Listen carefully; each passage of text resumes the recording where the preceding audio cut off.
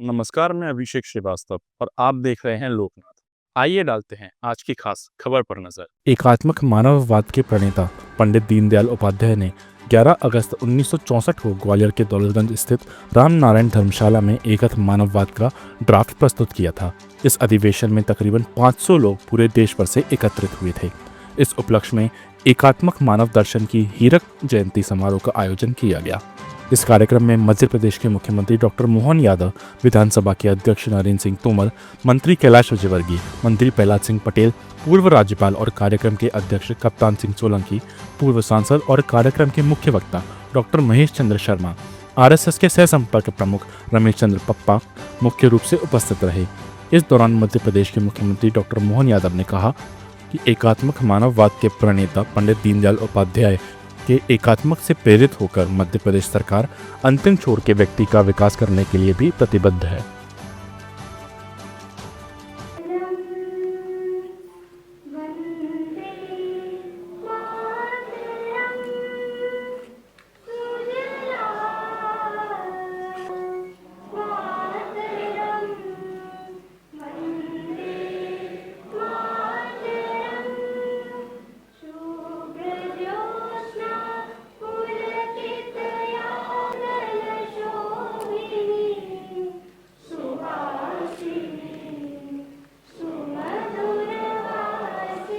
माननीय नरेंद्र सिंह तोमर जी को चाहता हूं एक बार करतल ध्वनि से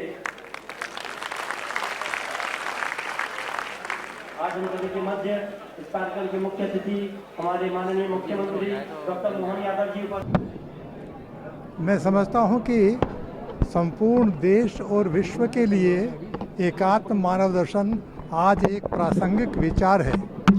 इस विचार की उद्भूति ग्वालियर में हुई, इसलिए ग्वालियर के सभी लोग विशेष तौर से एक प्रकार के गौरव के एहसास करने की योग्यता रखते हैं। और मैं समझता हूँ कि संपूर्ण विश्व अपनी एकात्मता को समझेगा और सब प्रकार के युद्धों से, द्वंद्वों से, स्पर्धा से मुक्त होगा।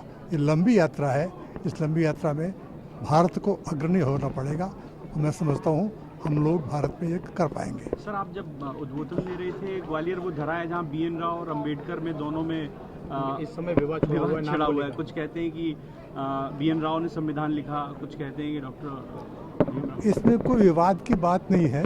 BN राव का नाम लेने की कोई ज़रूरत नहीं है।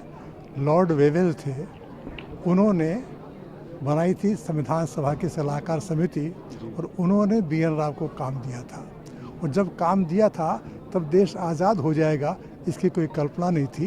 अंग्रेज़ की जो संविधान की कल्पना थी वैसा उन्होंने बनाया था। ये सहयोग की बात है कि इस बीच देश आज़ाद हो गया। तो वो ये ड्राफ्ट तो बन गया था 46 में ही। तो उस ड्राफ्ट को डॉक्टर अंबेडकर ने बहुत ही विद्वत्तापूर्वक और उसको थोड़ा सा इंडियनाइज करके, भारतीकृत करके प्रस्तुत किया गया था। इसलिए उस प्रस्तुतिकरण के डॉक्टर अंबेडकर की सबने प्रशंसा की थी और डॉक्टर अंबेडकर एक प्रकार से मनु कहा गए थे। आपने ये भी कहा था कि जो संविधान लिखा जा रहा था उस समय पंडित जी ने भी 5 पन्ने लिखे थे। ऐसा था, आप पढ़ेंगे तो भारत की संविधान सभा वह संविधान नहीं बना सकी जो वह बनाना चाहती थी, क्योंकि सभी लोगों ने तब कहा था कि हम तो 30 साल से गांधी जी के पीछे ग्राम स्वराज्य के लिए हैं, इससे ग्राम स्वराज्य कहाँ है। और भारत ने जब तंज कसा था अंग्रेज़ ने कि यदि बड़ी आज़ादी की बात करते हो तो अपना विधान बना के बताओ, तो 1928 में मोतीलाल नेहरू की अध्यक्षता में बना था संविधान। असली संविधान निर्माता कौन है आपकी नज़र में, BN राव या Ambedkar? Wavell, Lord Wavell. Lord Wavell अंग्रेज ने बनाया भारत का संविधान। अंग्रेज ने बनवाया जी। तो निर्माता अंग्रेज हैं, निर्माता भारत की संविधान सभा है। ऐसा होता है, शुरुआत कोई करता है, अंत कोई करता है। शुरुआत लॉर्ड वेवेल ने की और अंत भारत के संविधान सभा ने किया। पंडित जी ने जो सुझाव रखे थे वो भी अब समाहित होना चाहिए संविधान में। ऐसा है कि समाहित होने में कोई खास बात नहीं है। ये संविधान इतनी बार प्रस्तुत हो चुका है। इस संविधान की अच्छाई ये है कि यह संशोधित होने से मना नहीं करता। ऐसी बात। और इसलिए जो विचार किसी के भी हैं, जनता उसके साथ हो जाए तो उसे बदला जा सकता है। डॉक्टर साहब एक और सवाल है, आपने पकौड़े तलने को भी बेहतर रोजगार बताया है कि प्रधानमंत्री ने मैंने तो नहीं बताया।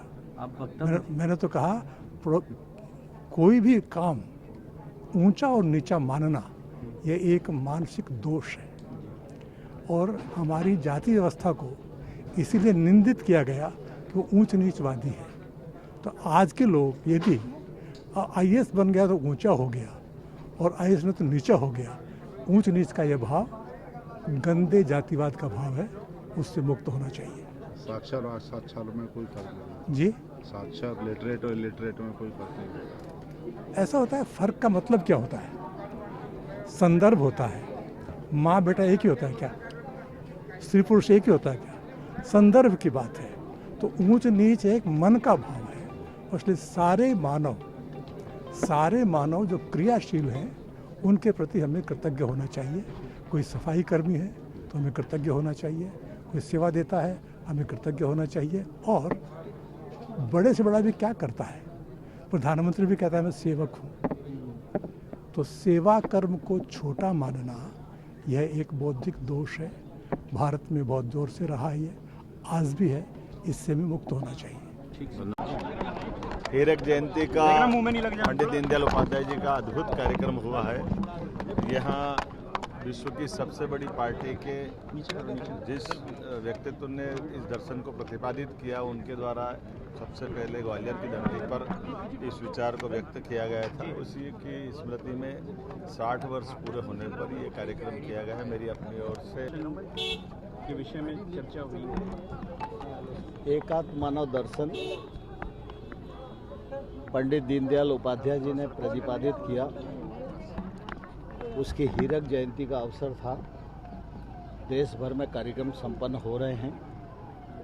एकात्म मानव दर्शन दुनिया में जितने विचार हैं उन सब विचारों में एकमात्र समाधान है एकात्म मानव दर्शन। ऐसे ही वीडियोस को देखने के लिए आप लोकनाथ के YouTube चैनल को सब्सक्राइब करें। साथ ही लोकनाथ के अन्य सोशल मीडिया हैंडल्स जैसे कि फेसबुक और इंस्टाग्राम को भी आप फॉलो कर सकते हैं।